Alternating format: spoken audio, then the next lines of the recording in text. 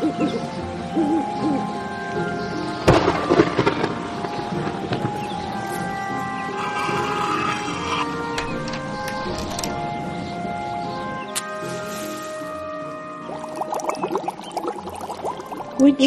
and Weird Podcast. Hey, everyone. I'm really excited because today we are doing one of our first occult deep dive episodes.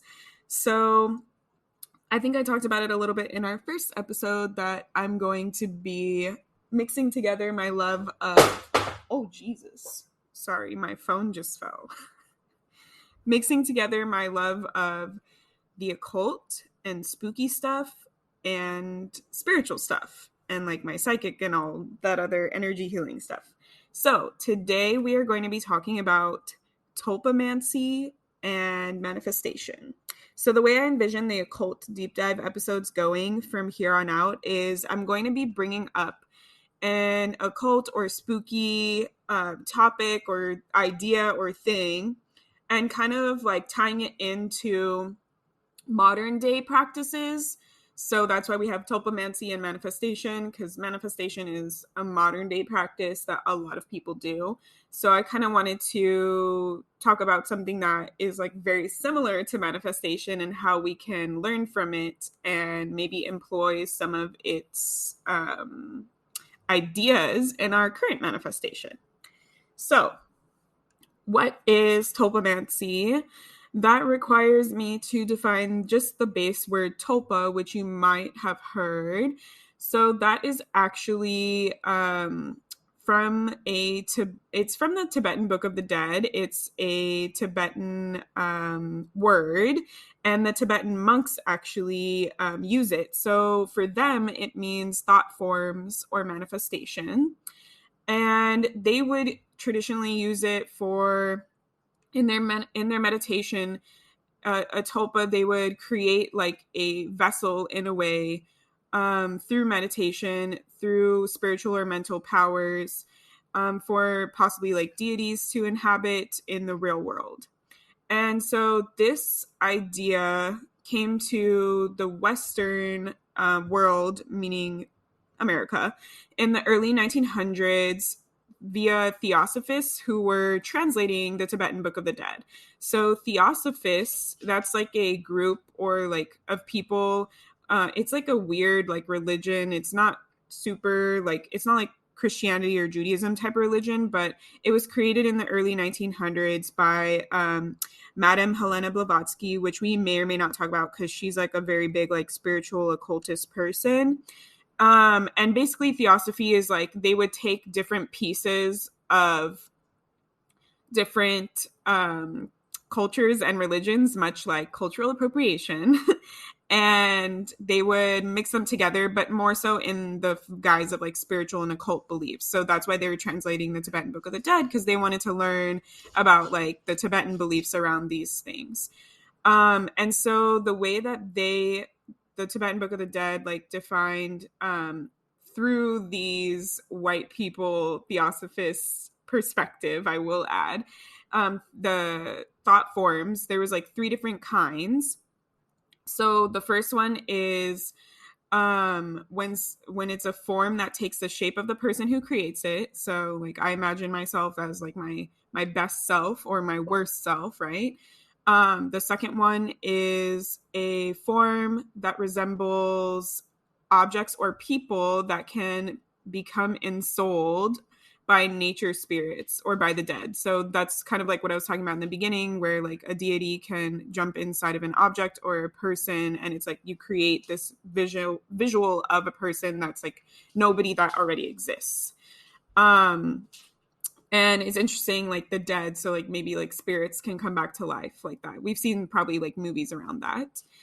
And then the last form is just a form that represents qualities from the astral or mental plane, such as emotions. So this could be, what's coming to mind for me is like the movie, the Pixar movie with like all the emotions, and it's like sadness, anger, joy. So those are like the three thought forms that those people were writing about in like the early 1900s.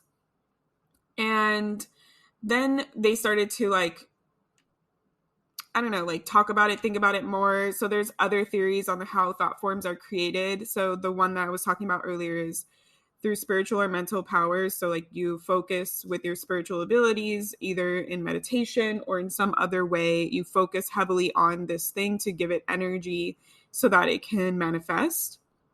The other way that some of these like occultists thought was simply from people having thoughts. And the more they thought about something, then it would float around in their aura and kind of like come forth as a form of like astral projection that only like spiritually awakened people can see, because like not everyone can see auras. So maybe you would see that entity or energy floating around a person if you were able to see energy or auras. And that, so to, I know like some of these topics and words might be a lot. So astral projection, let's go over what astral projection is. I think it's very closely related to this topic in a way too. So I think it's good to provide some background. I feel like I'll probably do an episode on astral projection, so I'm not going to go too in depth with this topic, but astral projection basically is like a psychic ability where you can project your spirit or your consciousness into other planes or dimensions.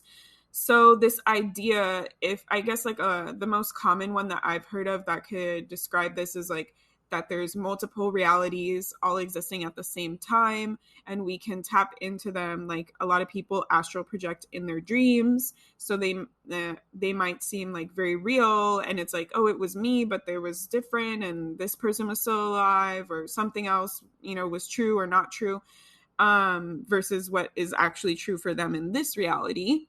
So this theory kind of says that like in the astral planes, these thoughts or beings or forms or objects are created by us thinking about them when we're astrally projecting.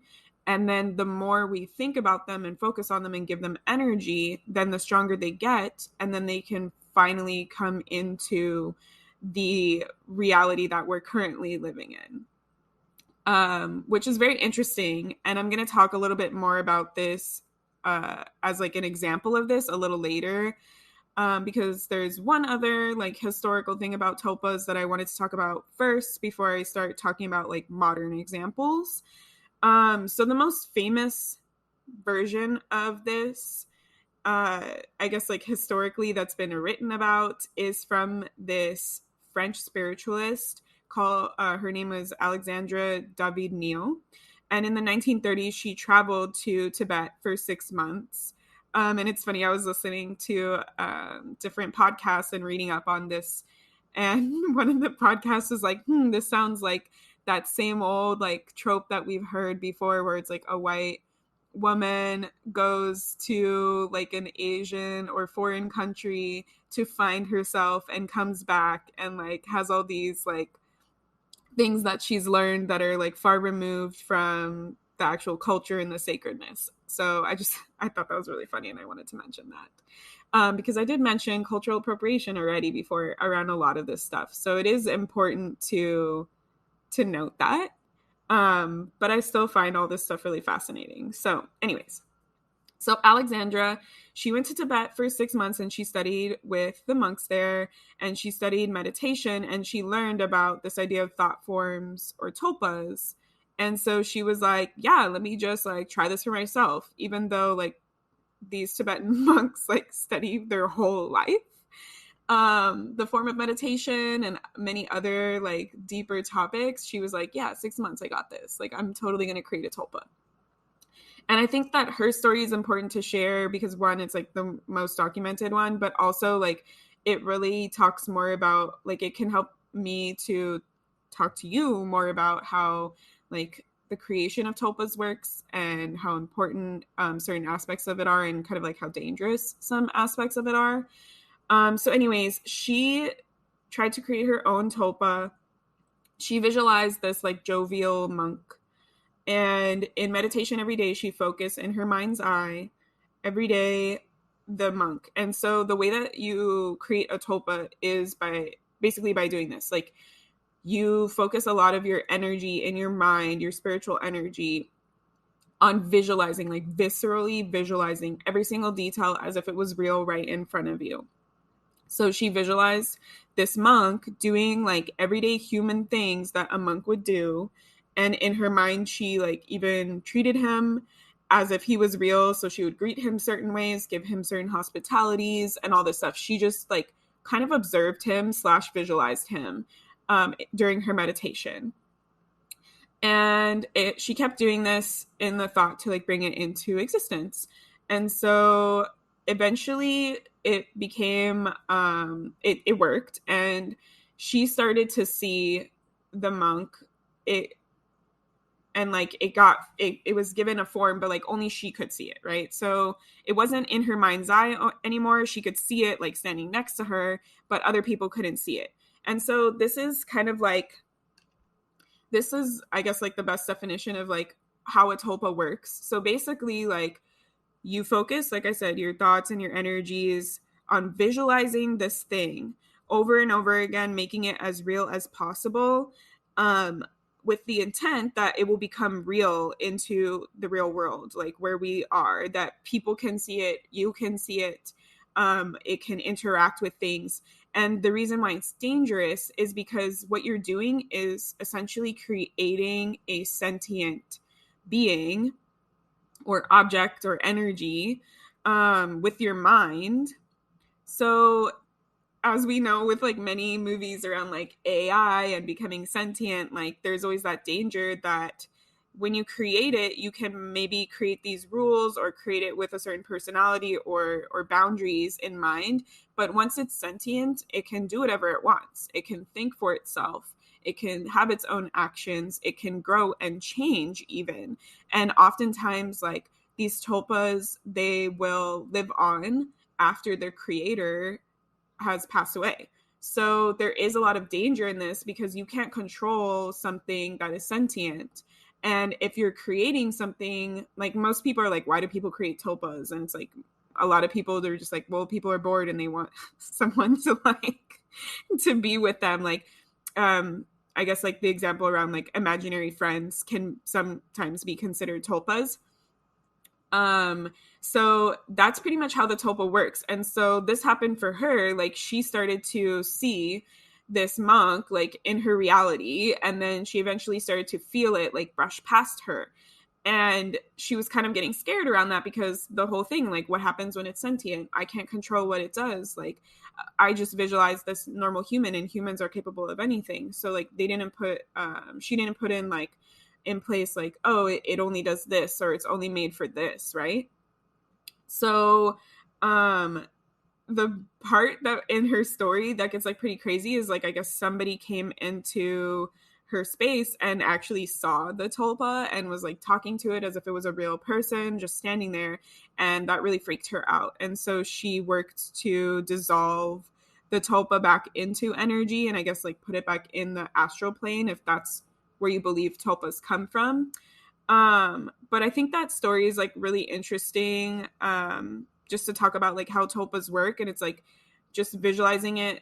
So like, I keep saying viscerally, but I feel like that's like the best word, that it becomes a reality. Now, I mentioned before I was going to talk about the astral projection, and like the current example of this. So now we're finally like coming full circle. So the most common modern example of this is Slender Man. And if you don't know who Slender Man is, I'm trying to describe, he might be scary for some people. So Slender Man was like a really big thing when I was younger. He was like a huge like YouTube thing or like Reddit thing. Basically what he looks like is a very, very tall and slender man with no face, and he wears like a tuxedo or like some kind of suit. I think it's like a pinstripe suit or something. Like, he kind of looks like Jack Skellington, but like more scary because he just has like a plain blank white face. And so this, like, Slenderman, in my opinion, is like the most famous example, modern day example of a tulpa, because like he was probably created by some kid who was really scared, right? Like we all have like, oh, there's a weird thing in my room or a monster in my room, all that kind of stuff going on. And then we keep seeing it, or it scares us, we think it moved and stuff like that. So I really feel like that's like the nature of how Slenderman took off, because the thing that makes Slenderman a little like special is that he became such a huge internet sensation. Like I think somebody had like shared about seeing Slenderman, and then like people from all around the world were like, I've seen Slenderman, like I've seen him like outside my window, which is like a common thing that he does. I've seen him like outside, like he like lives in, or he like seen a lot in the forest, and all these things. So it kind of turns into like that mandala effect thing. I think it's Mandela effect. I don't know if it's mandala or Mandela, so excuse me if I mispronounce it. But that's basically the effect of like how collectively people misremember facts. And oh yeah, it is Mandela, because it was with Nelson Mandela. And so it's like there's certain things, like you may have seen those memes where it's like the Bernstein Bears one, and it's like, is it the, and people remember it all one way, but when you look at the real like book, it's actually completely different. So it's like collectively as a consciousness, we have all decided that this way is the truth, even though in reality the facts of what actually happened is not the truth. And so that's kind of like what Slenderman reminds me of, is like all these kids were scared by this thing, and they didn't know each other. And then they found out like, wow, I've been seeing this. And so the reason why I feel like it's a tulpa is because of that, because of the amount of people that were visualizing him and being so scared by him, that created a lot of energy. And like people were drawing, like if you Google, there's like all these photos of kids and people who drew what he looked like. And then people started making like YouTube videos of what he looked like animations and things, or like it was like a creepy pasta story thing. I'm using like a lot of pop culture references and things in here. So creepypasta is sort of like a Reddit thing where like people would tell like scary stories, but as if they were real, and they would be like sort of like supernatural in a way. And like people would just write them and like read them to scare themselves. So he became like a very popular like creepypasta thing. And yeah, and so it seems like, okay, yeah, so whatever. People were just scared of him. Like he's like a horror movie, right? Like whatever, people like believe in like Michael Myers and they're scared of him, but there's no actual Michael Myers like walking around. But the thing with Slenderman that makes him like actually a tulpa is like it grew to the point where there's like a famous case, and you can Google it if you want more information. I'm not going to go super deep into it, but these two girls, they killed their friend because of Slenderman. Like they literally like went with the police and all that stuff. Like they said like it was because of Slenderman. So that's how real he became. And then there's even part of this like theory, which makes him a little bit more than a tulpa, that like once you're aware of him and he comes into your consciousness, then he becomes aware of you. So it became the thing where like either you've already seen him and you're like, no way, I've seen that guy. Or when you find out about Slenderman from the internet or YouTube, then you're like, wait, now I'm starting to like see Slenderman everywhere. And so it's kind of like that power of our manifestation and our like spiritual power to harness energy in that way. And obviously this is like the bad example of a tulpa, right? Because it like he is scary, he is like, he makes people kill or whatever, so, or he kills you, right? So if he becomes sentient and he's able to like walk around, then that's dangerous. So that's kind of like my background history on tulpas. There's plenty of other podcasts that go like very deep into tulpas. And so like I talked about tulpamancy in the beginning. That's like the art of creating tulpas, right?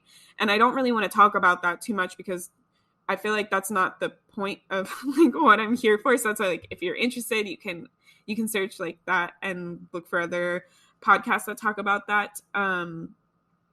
But what I wanted to tie this in with was manifestation, because I think that there's a lot of similarities in the art of making a tulpa that we either already do or we can do in manifestation. And I also think there's a lot of like learning opportunities from tulpamancy that we can start applying to our manifestation practice to make it stronger. And yeah, so I'm going to take a break. And then when I come back, we'll talk about manifestation. Okay, so I'm back and I'm gonna be spending the rest of the time talking about manifestation, a little bit about how tulpamancy relates to manifestation, but also like my tips and tricks for manifestation and my opinions, all that stuff. So the thing that I really like about tulpamancy is that I feel like in terms of manifestation, we often have a lot of pressure to manifest a thing, a object, a life, a feeling, whatever it is that we're working on manifesting. And so we often, because of this pressure, we're like, no, it can't be real. No, it's like I don't think I would be able to make this amount of money. I don't think I'd be able to achieve this goal, whatever it is. And with tulpamancy, I feel like it kind of shows us that we have to already believe in this thing so deeply that it becomes real. Because with tulpamancy, you're creating something that doesn't exist, like, at all. It's not real, it doesn't exist, and you're literally birthing it into existence. And I feel like with manifestation, we have a lot of limitations in our mind around manifesting because it's like real things that we may have like seen or not seen before. And so we have those limits of like, I don't think I can do this because only X, Y, and Z people I have seen do this. Or I have like proof that last time when I tried this, it didn't work out. And I think with tulpamancy, it's just like so ridiculous to think like I'm going to create a sentient being from my thoughts, that maybe there's like less pressure around that. So you can just be like, whatever, I'm just going to keep focusing and putting my hard work into this. And if it happens, it happens. And if it doesn't, it doesn't, because there's not like a lot of like pressure or like risk. And I think that that's a really important thing that stood out to me when I was going over like the art of tulpamancy. Because for manifestation, that's something that we need to have and like hold with us, is like, I know a lot of people talk about faith, like have faith that it's going to happen, or like when you're manifesting, like know that it's already yours, it already belongs to you. Whatever is for you will always be for you, it will never pass you by, like all of these I guess like ideas around manifestation, right? And I think that with tulpamancy, it's like I'm not worrying about any of that. If it's meant for me, if it's not meant for me, if it's going to happen, if it's not going to happen, I'm just focusing on the thing and creating it and bringing it into reality. And I think that that removes a lot of that. It shows us like what needs to be removed from what is limiting us from manifesting like actual things in our reality. So I just want you to like ponder that when you're thinking about your next thing that you want to manifest. Like, what are those limiting beliefs or limitations and pressures that you're already putting on yourself when you're sitting down to think about what you want to manifest? And like, how can you remove them? Like, how can you decrease them or alleviate them? Because really, the commonality between the two is the faith, right? Like I focus, well, and the hard work.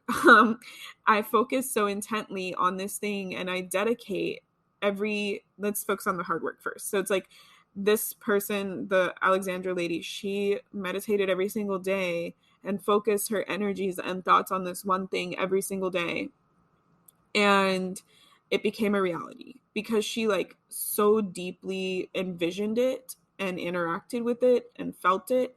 And that's one form of manifestation practice that you can do, is to visualize or write down, if you can't visualize in your mind's eye, what it is that you want. And I think that that's like a common thing. I like to do that. It's like, if I want to manifest like a new apartment, I visualized when I was moving into this apartment that I was in, I kept visualizing, what does my apartment look like?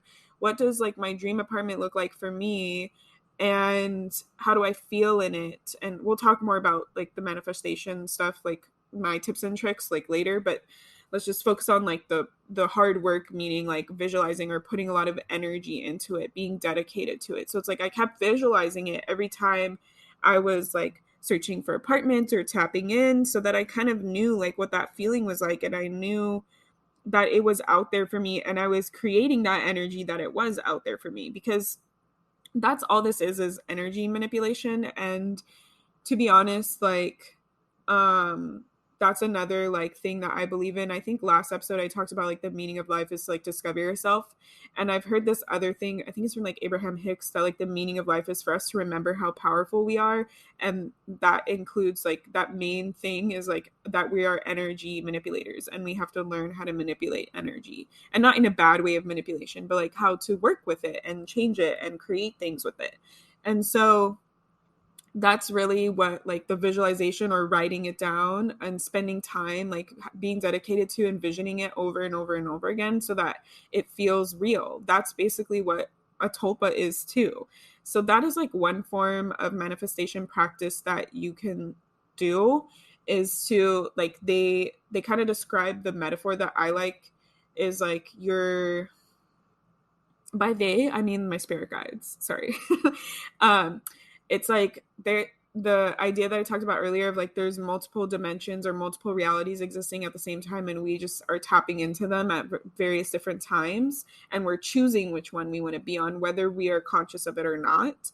And so by visualizing your reality that you want, your dream life, what you want to manifest, you're calling that version, like you're magnetizing it towards you. You're kind of like jumping timelines. That's where I feel like that's that saying of like timeline shifting, timeline jumping comes from, is that you're in a sense like learning how to manipulate energy so that you can hack the system. The system meaning capitalism and our current society that tells us we can't do these things when innately we can. And then you can just call it in quicker than you would if you were on this, oh, I need to work all these hours and slave away at work, and then I can save up and scrimp and save every single piece of money, and then I can finally afford the house that I want. Where it's like visualizing that coming to you and making it so real every single time, every single day that you tap in, that it's real. It becomes real. And we don't, and this is where the faith comes in. We might not know how. And I think that's what trips us up, is like, okay, yeah, I know that I want this and I can see it, but I don't know how. And I think that discourages us energetically from bringing that in. And so if you're sticking with that visual of like this timeline, like, okay, we'll use like a specific example. This might be easier. I want a house. I want to buy a house, like in this example. So I keep visualizing what my house is, what it looks like when it's furnished, what I feel like in it, what it looks like every day when I wake up in it, go to bed every night, like what my kitchen looks like when I'm cooking in it, like all this stuff. And then that house, I see it like the visual for me, the way I see it is like it's in a bubble, and it's just being drawn like magnetically to me closer and closer and closer. The more I visualize and the more I'm working to manifest that. And then every time that I let my faith, my lack of faith or belief in myself or fear of the unknown get in the way, I'm like, yeah, I can totally see it. I know it's there for me, but I'm not really sure how. Oh, I'm not really sure when. Like maybe it's not meant for me. Like, and I'm not saying you'll never have those thoughts. I'm just trying to describe like how I view the process working. Every time you do that, it kind of like pushes it farther out. And so then when you are focusing on bringing it in your meditation and your manifestation practice, it brings it closer back in. So it's kind of like this cycle, I feel like, that we go through until we're like bringing it towards us, until it becomes like the bubble kind of like meshes with our bubble, and that's our reality, right? And there's tons of different ways that you can manifest and tons of beliefs in it. So I'm kind of just like sharing my point of view on this, and how I kind of see it. And so with that, that's where like I feel faith is a huge thing that comes in. And it's, like I said, it's described in so many different ways. Like it's already, whatever, I want to say, whatever one vibes with you. Like this is something that I'm really passionate about, and I practice with my clients and all my teachings that I do. I'm here as an authority figure, as a leader, like talking, but I'm not here saying you have to believe everything that I say and you have to do everything that I say. I definitely want you to pick and choose and tap into your intuition and feel what resonates with you. And if it doesn't resonate with you, then don't do it, you know? And that's why I'm talking about like different types of manifestation and different ways to manifest, because one way doesn't work for everybody. It's not a one size fits all. And we can see this in our astrology natal charts and in our human design charts. Like there's many different ways that we can look to see how we manifest best. And if you're not into those, or you don't use those, or you've never heard of those, like you can Google them. I'll probably do episodes on them, maybe bring on people. That would be really cool. But even through trial and error, if you try a certain manifestation method and it doesn't work for you, then don't do it. Like find one that really vibes with you and your energy and your process. Even like culturally, like there's different like cultural practices, or spiritual religious practices for manifestation.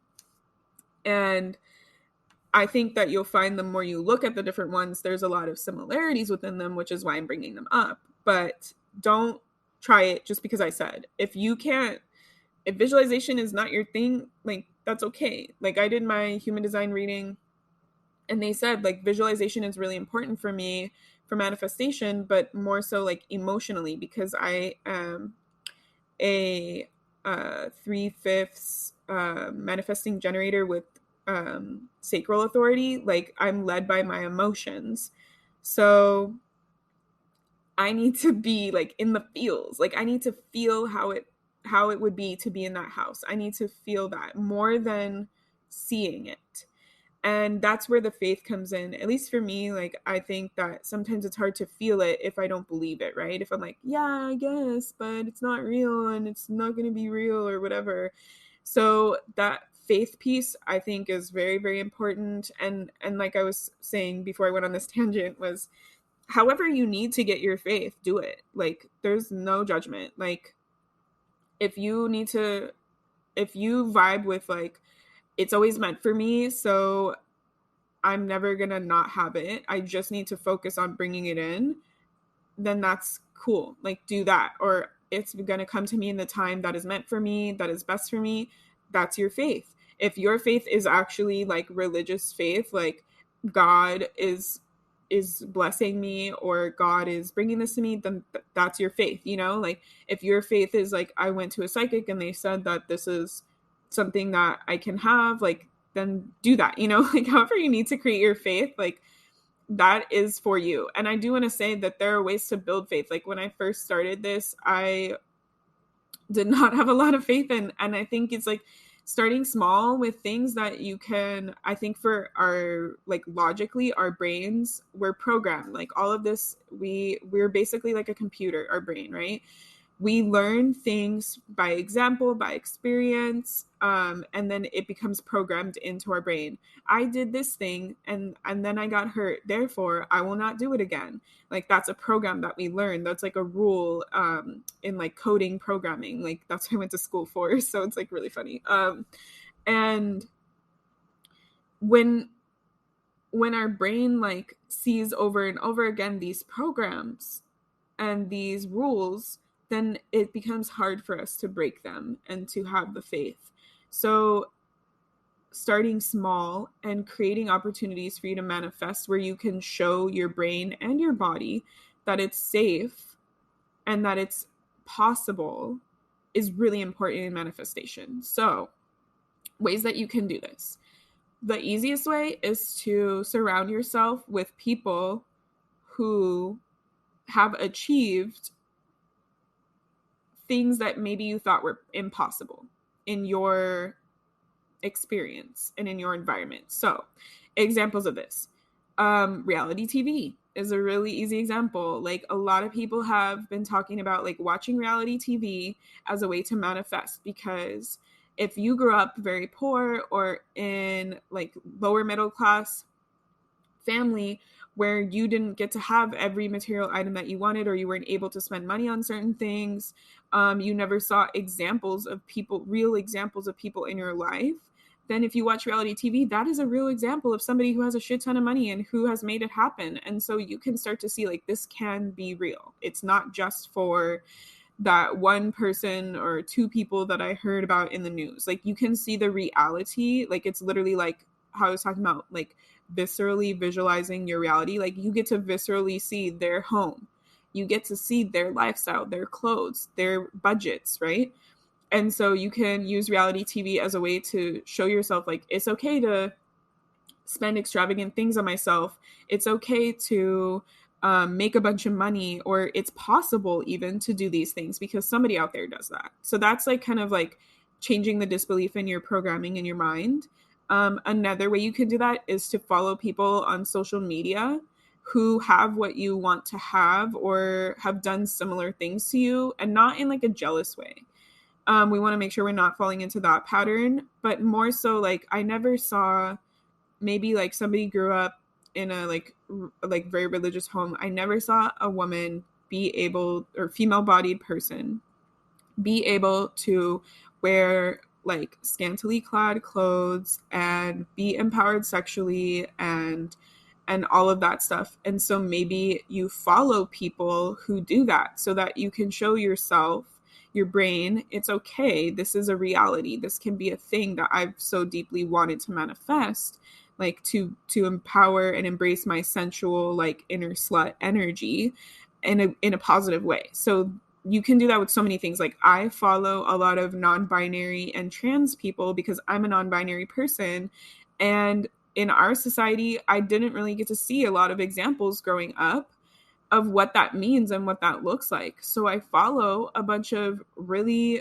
brilliant and beautiful non-binary people on my social media so that I can see examples of people authentically expressing themselves, and that empowers me to do it and inspires me, but it also helps me to manifest that, right? Like, oh, this is totally a reality for them, so I can do this.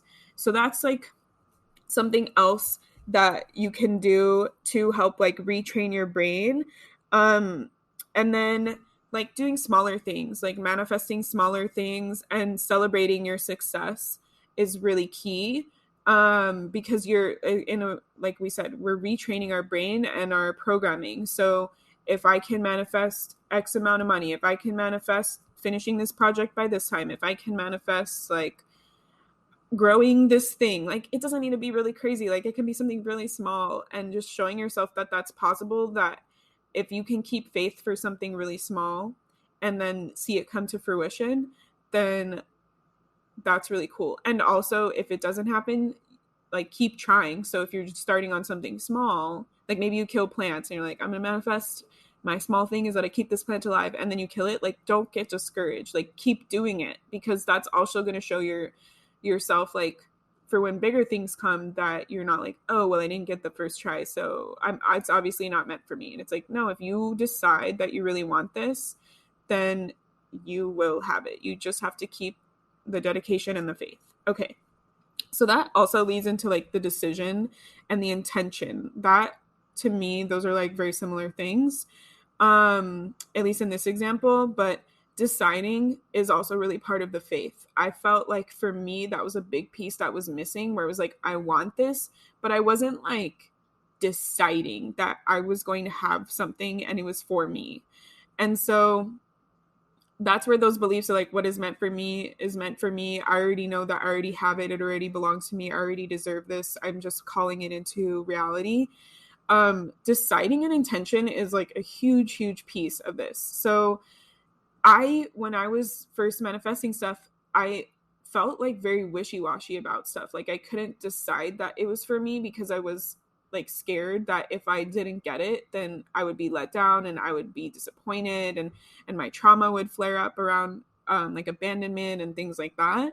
And so I never decided, like I never stood in my power. That's what I feel like the intention and the decision is like harnessing your power around things, especially for manifestation. And I'll do other episodes definitely about decisions and intentions, but this is like the short version of like your power comes in your decision and your intention. And so we saw that Alexandra lady, like she decided that she was going to create a tulpa in 6 months, and she did, even though monks spend their whole life practicing these like really intricate and amazing sacred arts, right?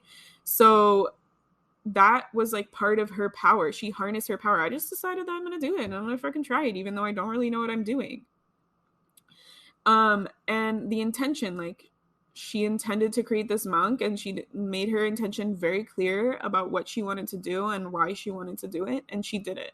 And so I think that that's something we learn, is to give away our power a lot. Like it's not meant for me. Like I think that a lot of religions, they give away our power. Like it's only if God wants me to have this. And I mean, like my counter argument to that is, then why did God give you intention and decisions? Like why did he give you free thinking, right? Like so I think that using and harnessing your intention and your decision making power is really important. So not only, oh, if it's meant for me, it's meant for me, but also like I've decided that I want this, so now it's meant for me. Like that's part of where the power comes from. Like I think that if you were stuck in that first example of what I was saying, then try and shift it to like, it's meant for me because I decided it's meant for me. I'm going to get this thing because my intention is that I'm going to get this thing. So really try and step into that space when you're manifesting. And now I think for the last part, I'm just going to talk about like my personal manifestation tips. And I feel like we might do another manifestation episode. This was more so about like the bigger ideas around manifestation, which I think are very important. But maybe I'll do another one around like the different ways you can manifest more. But I'll just talk about some few tips for like the last few minutes.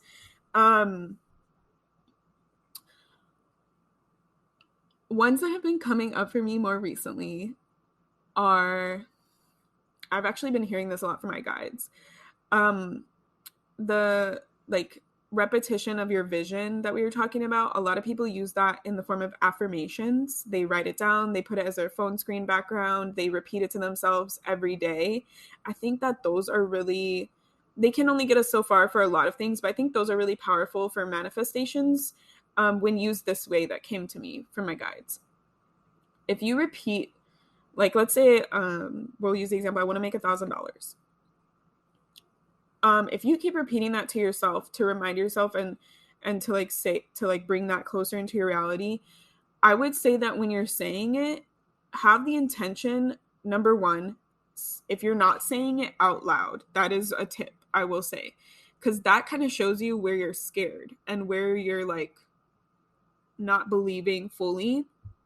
For me, I would always say stuff in my head, and then I heard from my guides like, if you're gonna be about it, if you're gonna do it, like you can't be afraid to say it out loud. You need to like proclaim it to the universe, right? So that's one tip that I will say. Like if you are saying these things in your head over and over and over, like find a time to say them out loud. Maybe even fucking like yell them out your window or out your car when you're driving. Like something, like you need to say it out loud. And I will say this, the practice that I was brought by my guides was like, I started saying the thing over and over and over again out loud while I was in the car. And I felt in my body where I was holding on to this disbelief around it. Like this example, it's not the same thing that I was saying, but like the example of the $1,000. If in my head I'm like, I'm gonna make $1,000, I'm gonna make $1,000, I'm gonna make $1,000, that means I'm like a little bit scared to say it out loud. So I say it out loud, and I kept saying it like, I'm gonna make $1,000, I'm gonna make $1,000 out loud.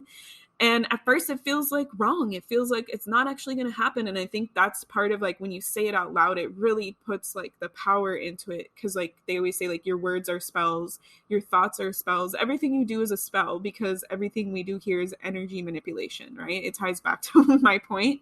That's another tip, right? So it's like, we'll talk about that right after, before I get off topic.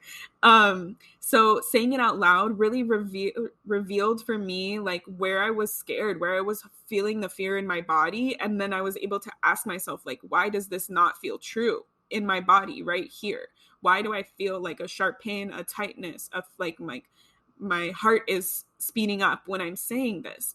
And that allowed me to pinpoint like where my disbelief was around this thing that I wanted to manifest.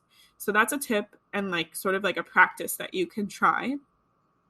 The words are spells thing, that is like if any of you have like read The Secret or watched The Secret, you can, there's some parts of that that I agree with and some parts that I don't.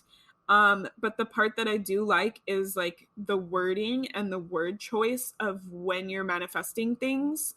That belief ties back to the belief of what I was talking about earlier of like, this is meant for me, so it will already be, or it already is. That type of talk for manifestation is really good. So instead of saying, I want to have $1,000, you say, I already have $1,000. I have made $1,000.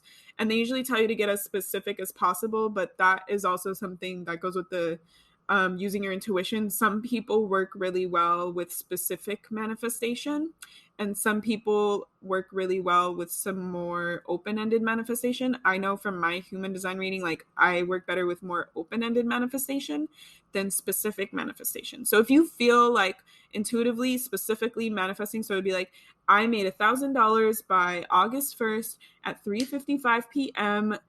From my business or whatever it is, right? Like, then that's what works for you. For me, it's more like I made $1,000 through blah, blah, blah, blah, blah, or by this time or this or better, right? Like I'm more like the non-specific where it's not a specific time, a specific date, a specific way. I need to keep it a little more open-ended because I work more with the feelings and emotions. So if I manifest and I were writing something down or saying words around that, I would say like how it feels when I manifested $1,000. I feel blah, blah, blah because I manifested $1,000. So it's really like, it is in a non-sexy way. It's kind of like a math equation or like an essay formula. Like you have to find the right word choice. That's how I see it, as like grammar. It's like manifestation language, manifestation grammar. Like I low-key feel like I should teach like a course on this. But yeah, there's like saying it in the present tense as if you've already had it. And if you don't feel like you're ready to get to that point, a lot of people say, I need this. With manifestation, you have to shift from like need to want. I want this, because need, I feel like it takes away your power. And that's what we were talking about with your intention and your decision, is you're standing in your power when you're manifesting. So if you say, I want this, that's like your power. I choose this because I want it, and nothing less or nothing more. Like you don't necessarily need to have like a reason besides that you want it. Like we've seen those rich people like buying all these jets just because they want to. Like, why can't you have something because you want to, right? And so the last two things I'm going to talk about before I go are not being tied to the outcome. And I'll talk about the other thing after.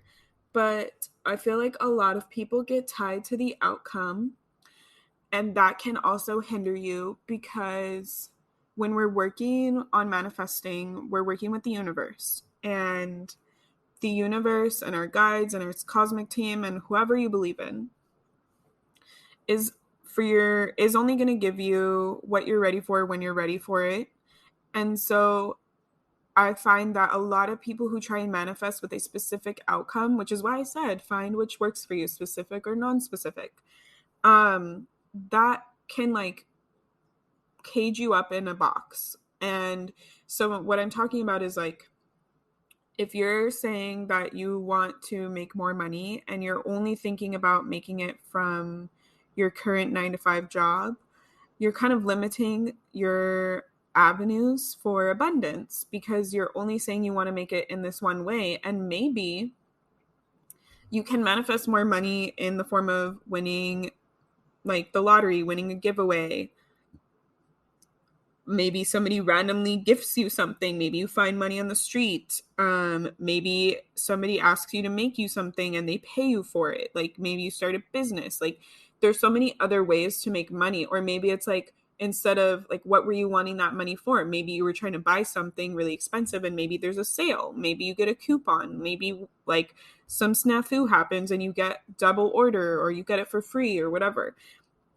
So this idea of like being very, very tied to it happening exactly the way that it needs to happen is sometimes dangerous, because then we're closing ourselves off from like our other opportunities for manifestation and abundance. And instead of working with the flow of the universe and getting things as we're meant to get them, we are closing off and we're being stubborn and we're saying we only want it this one way. And that goes with the bigger topic that I was talking about of faith, right? Like, you need to have faith that the universe is going to give you what you need when you need it and is not going to like screw you over. Because a lot of the time it may seem that when it first happens, oh, I hate this. I don't want this. This is scary. But then as it plans out, you're like, wow, this was actually pretty cool. Like I should have just trusted in the universe from the get-go. So that is one of the things that I definitely want to mention. And I lied. I think there's one other one that came up that they wanted me to talk about that goes with this, is like when you're manifesting, you want to say like this or better or for my highest good. Like it's very similar to what I was saying about you need to have your formula and your proper word choice. Because if you're being tied to a specific outcome, you might say I only want it this way. But if you're being open, you would say I'm open to this or better. And so it allows the universe to give you what you actually deserve or what you actually need in that moment. Because I think a lot of us think very small when we're manifesting. And if we say this or better, then we may have asked for something that is too small for us and that we actually deserve something like a lot better. So then it gives the opportunity for the biggerness, the betterness to come into our life. And for your highest good, I think that this ties in with my last point that I wanted to bring up is like, why are you manifesting this thing? Really making sure that it is for your highest good. Because I think that a lot of us get caught up with manifesting stuff that maybe doesn't really matter because we're human. It happens. And then we get discouraged when it doesn't happen, like it doesn't manifest, because the universe is like, that's not meant for you. That's bad news, baby. Like you did not need that. And that's why you didn't get it. But then you're like, I never get what I want. And it's like, are you doing this for your highest good? The example that pops into my head is like when people are like, I want to manifest my ex to come back to me, even though he like cheated on me and he's like with a new person or whatever. And it's like, do you really want to manifest that? Like maybe right now it seems like in the moment you were like, I really just miss this person, or I'm vulnerable, or I'm scared, or whatever it is. But the universe is like, we're not going to give that to you because that's not for your highest good. So I really urge you to think about like what is for your highest good, and to make sure like what you're trying to manifest is not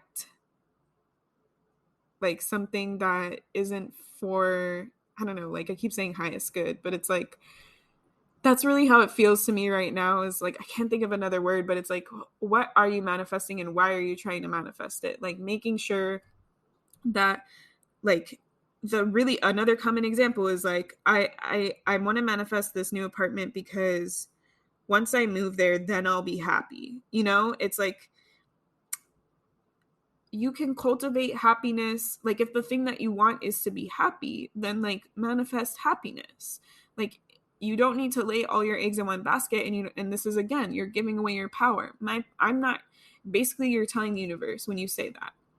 When you say, I want to manifest a new apartment because once I'm in the new apartment, I'll be happy. You're telling the universe, I don't know how to create and cultivate my own happiness in any given moment, in any scenario, in any space, in any reality, whatever.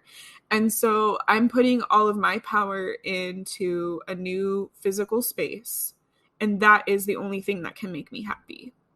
And that is not for your highest good. Like, it's not the best way to go about life, right? Like, that's why I talked about those bigger principles of manifestation, because I think that they're way more important than like the tips and the tricks.